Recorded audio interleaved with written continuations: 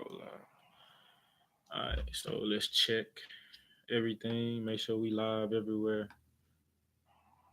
Live on both pages. Live on YouTube. Live on Instagram on both pages. Okay. Testing, testing. And we're recording. So what's good, everybody? Welcome to the Unconquered World podcast, where the premise is positivity, the source is love, and the outcome is peace. Hopefully, peace, whatever that means to you. I didn't advertise much for this one. Got a lot going on, but today we are talking about death and grief, grieving, death and grieving. I got my guy Josh Johnson, one of my best friends since I've been in college, since freshman year of college and everything, joining me on the podcast. Said he wanted to be on it today, so I got him here. You can go and say what's up, Josh. I don't. Hopefully they can hear you. UC World, what's up? What's up? Yeah, so I'm hoping. Let me move you a little bit over this way so you're at least close to the microphone, kind of, or whatever. But hopefully they can hear you. I hope they can for the sake of the podcast. I know they can hear you on Instagram, and it's the Facebook ones and the YouTube that I'm kind of worried about in terms of hearing you. But once again, welcome. My own video, or is it just You're on this tablet that I got from my aunt that I can do Facebook Messenger on. So I use Facebook Messenger to call in to people if they want to be on the show in that kind of way because it's a little bit easier. I can still have both Instagram feeds up and also have the Facebooks up. And YouTube is easy to go on. But once again, we're talking about death and we're talking about grieving, and I think it's really fitting, being that Nipsey Hussle just passed the way he just passed, and a lot of people are in regard to that, not just from a cultural standpoint, so much he was doing or how his influence was with the culture.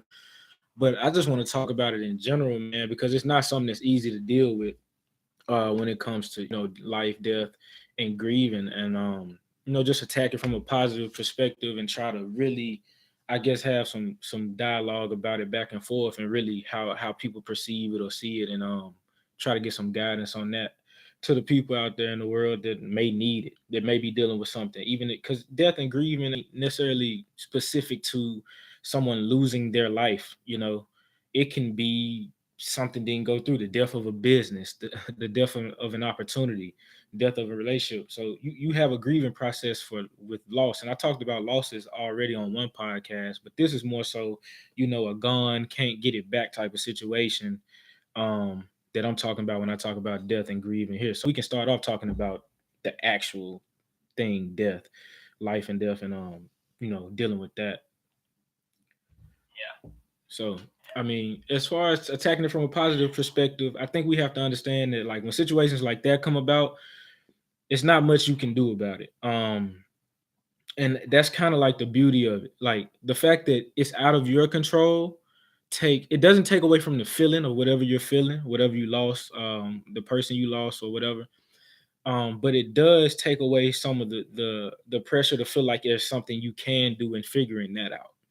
I think that a lot of times that's the most stressful part about losing something or someone, is the fact that you're trying to figure out so much of what can I do? How can I fix it? If there's something I can do even a little bit, how can I do that? And putting yourself in position to kind of cope with it that way. And it puts a lot more stress on you in regards to dealing with that kind of loss. Um so from a positive standpoint, I think that it's just it's really, it's positive that that you can't do anything about it. I know that sounds crazy, it sounds weird, it sounds backwards, but that is a positive thing in my eyes, because knowing that there's nothing you can really do about it puts you in a position to be, proactive in terms of moving past it. Yeah. Yeah. No, I agree. I agree. But I think that when it comes to grieving in the sense of death, I think the difference between grieving over a death and grieving over the end of something else is just the finite side of death, that like it's just over. Like if you're grieving a business, or if you're grieving a relationship, or if you're grieving, into a specific period of time, I think you can always at some point in your mind say, well, maybe it can come back, or maybe we can resume. Maybe if I go and do something else, it'll fix itself. But the tough part about grieving over death is truth, right? It's not in your control, and it's nothing that you can change. Yeah. So, like I said, man, and then I think you go into being proactive about moving past it, whatever it is, and more specifically, like I said, it's fitting because of the what's going on right now, especially in hip hop. That's not really my space, but it does affect me because I was a Nipsey Hussle fan. I didn't listen to too much of his older stuff. It was more of the Mailbox Money, and then everything after that, what he had going with that. And it was a couple songs that really, motivate me. And I think that the biggest thing about it is with him, that situation is the fact that he could reach a lot of people. It's when you can speak the same language as somebody, they're more apt to listen to you. And when they're more apt to listen to you and you got something to give back, something to teach, um it really touches them in a different way, knowing that, all right, this person understands me and now he's giving me a way to do this or do that. And to lose somebody like that, that's a rough thing. But at the same time, like I just said, it's nothing you can do about this. You can't bring them back. But what you can do is be proactive in moving forward and take whatever lessons you got from that person, and also the lesson that you learned with their death, because however they went on, passed on, could be something that could teach you something.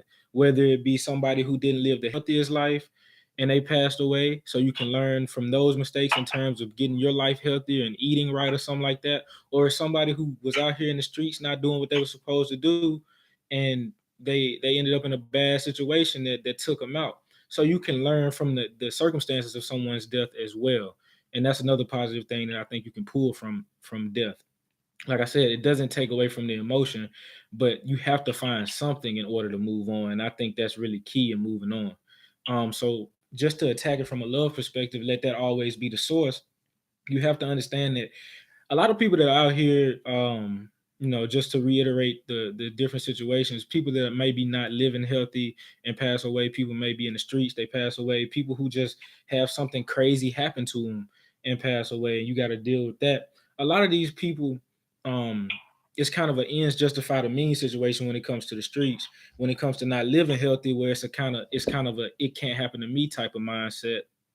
And then the crazy things that are out of your control, there's nothing you can really do about it, and you have to just ask God for a little bit more understanding in terms of what you were supposed to get from whatever happened to somebody that was out of the ordinary, or just crazy circumstances. um I think you have to attack all of that with love. You have to say, all right, if you are that person, or that person that is out there not doing what they're supposed to do health wise, and they're on the road to going down. They're putting their life in a downward turn because of their bad eating habits, or not exercising, or not exercising mental health strategies in terms of trying to be more healthy mentally. If they're not exercising those things, then you have to kind of, I guess, in a way, guide them, but don't be insensitive to whatever it is they're doing, because they may be coping with something that is Yeah. is killing them. It's like you're coping with something that's killing you because you don't know how to be proactive in fixing it. And I think that you could take a lot of steps in dealing with people and keeping them from getting to that death part, by just exuding love out there to them, whether it's tough love, whether it's consoling love, whichever kind it is. You have to give that off as an individual in order to keep them from getting to that point. Uh, and then even when even if they do get to that point, if they do pass on, you have to deal with that.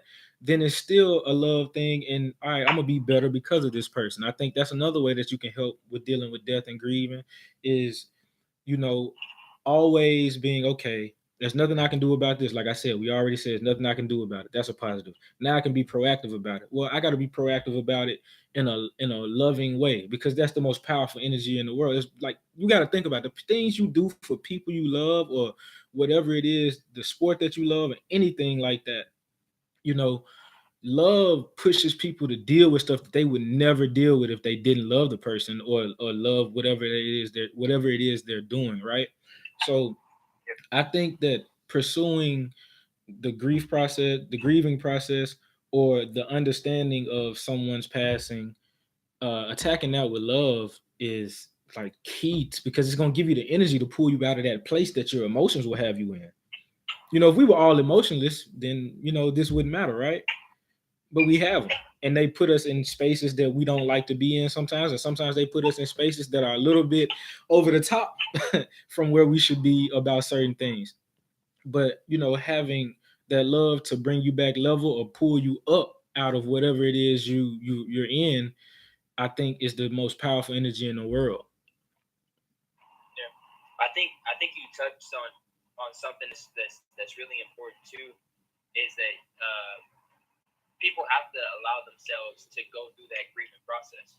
Um, and I don't know if most of the viewers are conscious of like the stages of grief, where you have pretty much, what is it, like denial, then anger, then bargaining, then depression, and then finally acceptance. Right. And I don't I think actually you know got it. them like that. So those are like the stages of grief that that occur. And I think whether it's, like we said, we talked about it, whether it was someone passed away, or whether it was a relationship ending, or whether it was a phase in your life ending, a business ending, like all those things, that those consistent steps are gonna happen. You're gonna be in denial, saying like, I can't believe this is happening. You're gonna be upset that it did happen, that you have to deal with it. Then that bargaining phase is pretty much like trying to bargain with God, saying like, oh, if you kind of get me back to this person and this thing or whatever, I'll do better, or I'll do this, or I'll do that. Then you go through the depression, sad phase, and then ultimately you get to the part where you just accept it. You accept what is, and then you kind of move forward. But to allow yourself and love yourself through that process, and love another person as you're watching them grieve through that process, is I think you're straight on 100. That's an important thing to do.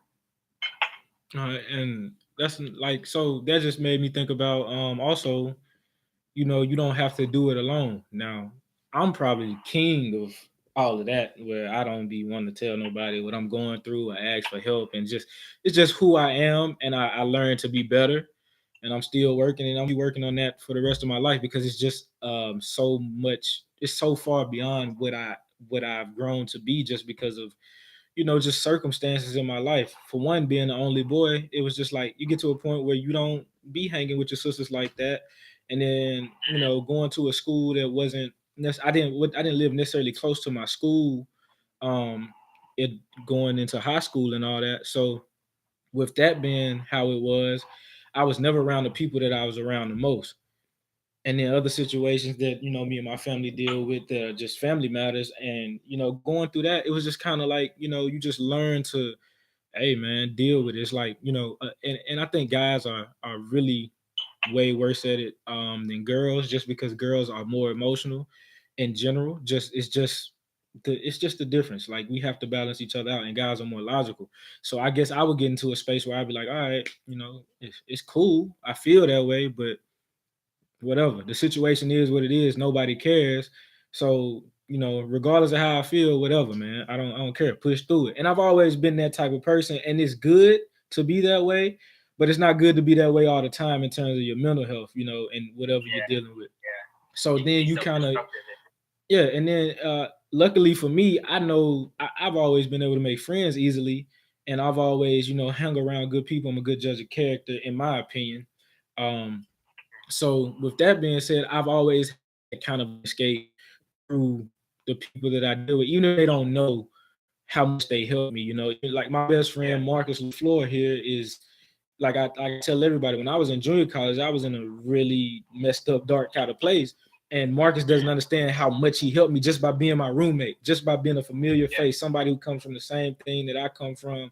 Grinds, only person I say grinds as hard as me at anything, um, is him. It's just coming from that same space and everything. He really helped me. So I figured out how to, I guess, cope with it, not in the yeah, traditional sense, but you don't have to do it alone. So if you are dealing with death or grief of anything, especially a person, because And I think about some days I'm just here sitting. I'm like, man, I wish I could talk to my grandmothers again, like both of them, on my mom and my Boy, dad's side, and just get boy. perspective from them at this point in my life, at this age, about different things. You know, get some of that wisdom. So sometimes I'm still grieving about things like that. So especially when you're dealing with a person that might be gone. And I say now, just to go back to bring the Nipsey thing back around full circle. I was real little when Pac died, so I don't know how it was for him to pass and everybody to react to it. And I know it wasn't as much in your face as it is now, other than the news media and people talking about it, me to you or me to somebody else. It was more that than it is now because it's social media and it's just in your face every time you get on your phone, or if you're on YouTube, or if you're on Facebook or some. You will get an ESPN alert about it. It's not even sports related, but all the athletes are paying tribute to him. So this has to be how it felt when Pac died, or when somebody else passed. Like, even to say when I was in middle school and Michael Jackson passed. It was still huge to everybody, our parents' generation and everything. Yeah, So you see how it affects them. It's like crazy, and it just like doesn't feel like they're gone. And it can feel like that with a person that you, especially that you were close with. It's like it doesn't feel that way. It didn't feel that way for a long time after my grandmother passed. My grandmother on yeah. my dad's side, and So even on my mom's side, it didn't feel that way for a good year or so. You know. I wanted to touch on something that you said earlier too, is I wanted to see your opinion, or I guess hear you talk on the subject. Is how do you feel the grieving process is different from something that happens suddenly versus something that you can see happen over time? I think it differs. Just let's say from my perspective, it differs from sudden, because it's just you. Sudden is almost, and I hate it because you don't ever want to say something is better just because it's sudden, like it just happens or whatever. I'm sorry, y'all. I gotta move this phone because the battery is kind of low. Um, you never want to say something is better just because it's sudden or something like that. But sudden almost makes you react instinctually. Like you kind of have to move. You have to move in a certain way, in a certain tempo to get things done or to deal with it. And I think it makes the grieving process a little bit harder in one sense, because you never really have time to sit back and just be like, okay, this is happening. It's like boom, it happened. Versus something that you see happening over time, it's like, all right, I'm starting to prepare myself for the possibility that this could happen, and it doesn't really prepare you for it, but you're better equipped for the initial oomph that happens when it Yeah, when it does yeah, go through, rather than something happening and you be like, you pick up the phone, you like, what? And you just looking like, ain't no way. And you just sitting there like, it's no way. It doesn't feel real, versus something that happens and it does feel real after you've seen it just gradually start to come to. So I think you get a little bit worse. You get more instinctual. Whatever you however you naturally cope with things, that happens more when it's acute, versus something that's chronic and is long drawn out. I think that's yeah. more of a you kind of You can get go to through the prepare yourself. steps. You can go through the steps, or you can start talking to people. It's kind of like hospice care in hospitals, because I'm a hospital administration major. So, and I'm actually going to grad school in August, late August. So, I'll probably be there a little bit earlier, but I'll make that decision on Thursday evening about where I'm going. So, if anybody wants to know, I'm gonna keep putting it out there because I'm trying to hold myself accountable to making that decision. Um, Of where to go. yeah, of where to go. So Oh man, I'm trying to get the exclusive over here. that's Yeah, all good. I don't even know. Yeah, so you know, we'll make that happen. But yeah, man, I think that that's pretty much how it goes when it comes to long drawn out something versus something that just happens. Um, Now to attack it and try to get some peace about death and grieving. Um, I think that comes with time. I don't think that it's the same for any one person or any one thing. I think that there's a lot of empathy that can come from a lot of different people because of the fact that a lot of people go through the same things. Like everybody is going to lose somebody at some point.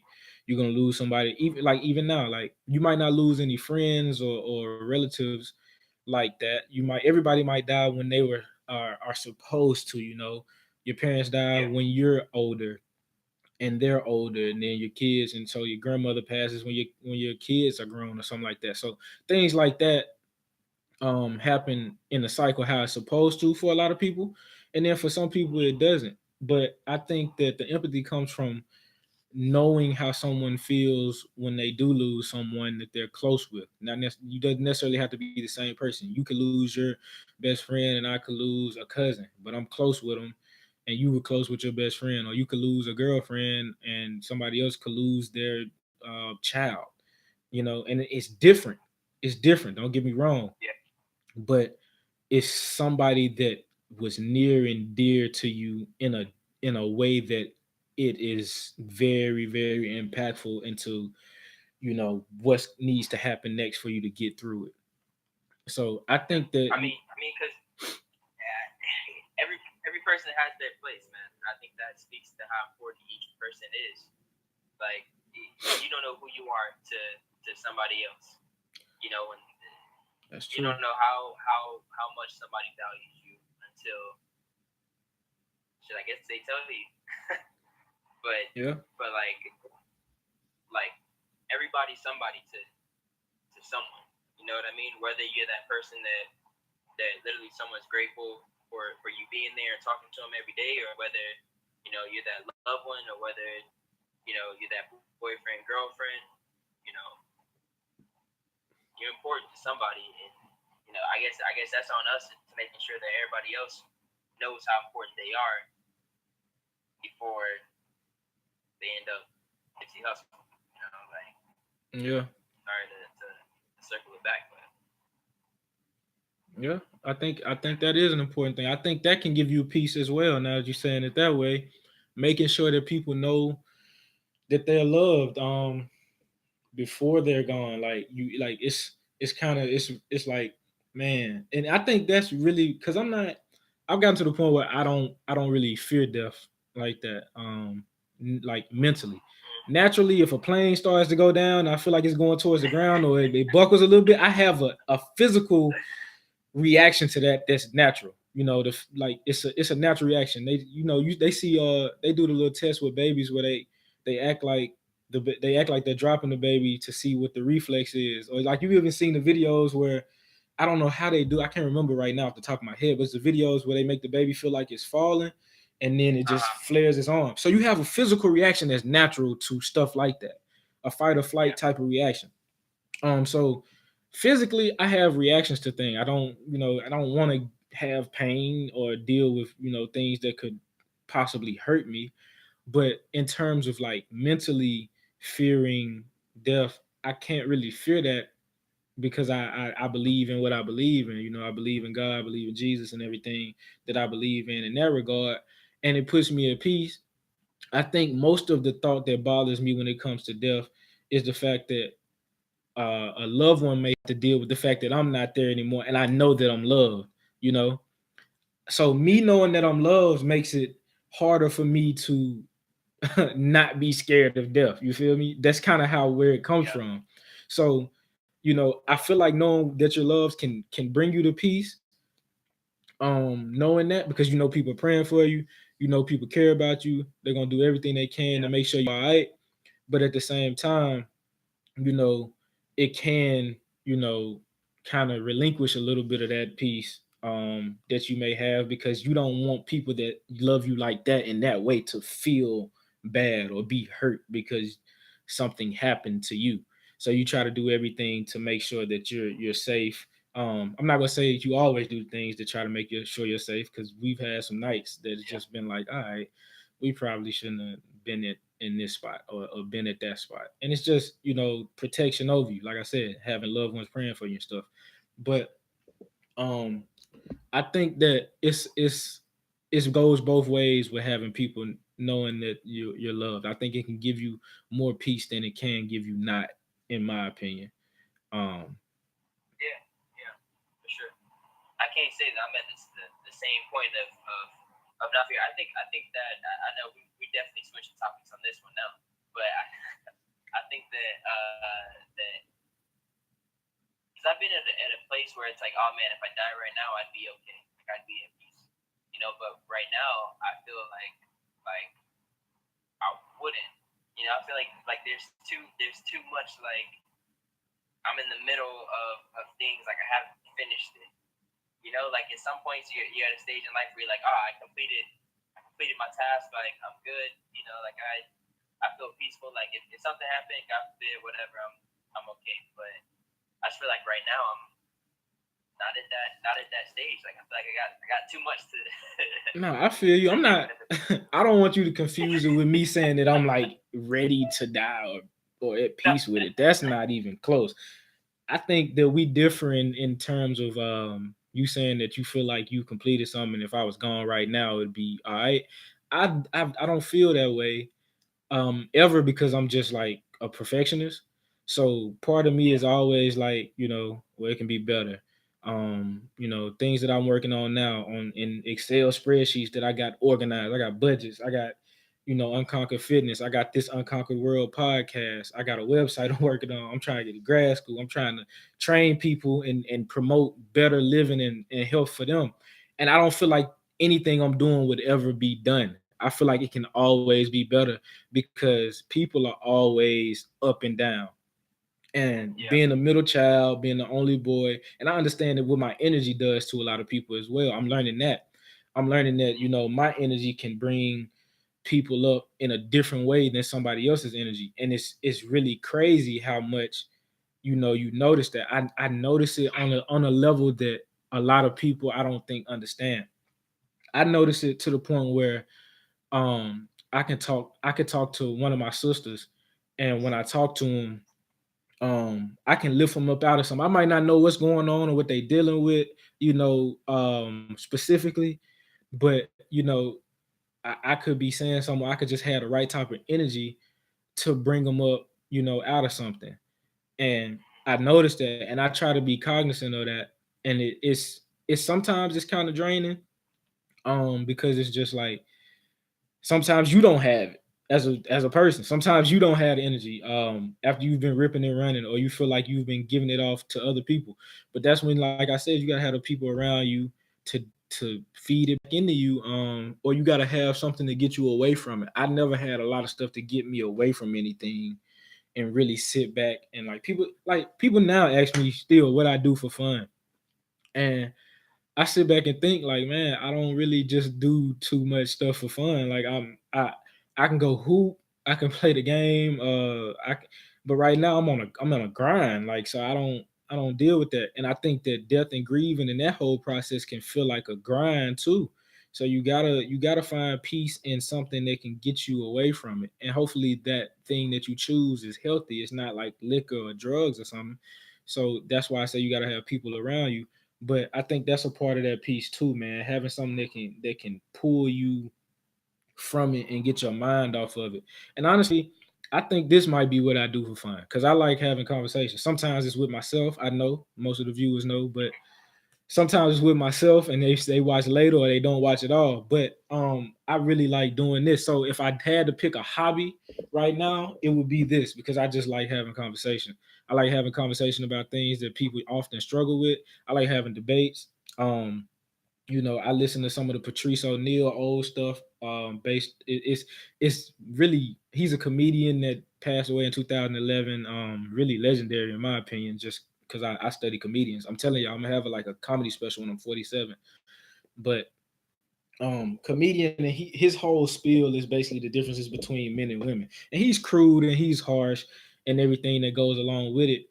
But he's a comedian, that's his job. But a lot of stuff he says is true. And there's a lot of debates and it's a lot of things that I would enjoy doing or having conversations with people. And hopefully they don't get too heated.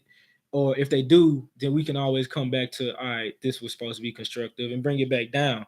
And that's my goal to have a segment like that sometime later in the future or whatever, whenever it comes about. Kind of like not really like his, really with my own style and my own thoughts and whatnot. I pull from him because that's a lot of stuff I agree with, but not, and it's a lot of stuff I don't agree with. So I think that this is I guess a new hobby outside of, being an athlete. This is something that I do for fun outside of playing a video game or going to hoop or going out to a club because I was in Miami for 4.5, 5 years, man. It's the clubs are what they are, but that's not always fun. Sometimes it just feels like a failed night. It's like, why did we even come here? You know. So, um, chill, bro, because I know you having thoughts about failed nights, man. We ain't trying to go into that. Man, I remember our freshman year, man. We had so many failed Oh nights, my god, so many failed, nights failed missions, that bro. were just like, you get to 2 3 a.m. and you're like, man, Just looking we at got each nothing other, accomplished. just looking at each other like, bro, it's over. And then it's crazy because it reverse when you become older, and it's like, hey, y'all boys going out. I'm like, bro, I'm kind of tired. So it reverse when you start getting closer to being out of school. One, because them classes pick up on you. So, but anything else you want to say to the people? Because I'm about done. That's my wrap up. I appreciate you being on the show. It's always good conversation when I talk to my dog. So Yeah, man, definitely, definitely. I appreciate you inviting me on to the show, man. I hope I get an invite more often than not. But I would say, bro, I would like to see you commentate on some things or start doing some reviews on some things, whether it's shows or politics or I'm not something. touching I'd like to politics. see. Yeah. I'm not touching it. Yeah, don't touch politics. Don't touch politics. At least if you touch politics, you gotta have two people from both sides, and they gotta. Don't I touch play politics. devil's advocate. I play devil's advocate for two people that want to go at it, just to do it. But I'm Yeah, not touching political affiliations, yeah. and I don't really touch religion. I Yeah, don't touch religion much either. So other yeah. I express my spirituality on it, but like I don't try to force somebody into believing what I believe or really want to have too deep of a discussion about it because honestly, there are some things in every religion and every spiritual journey that nobody can explain and that nobody can touch but God.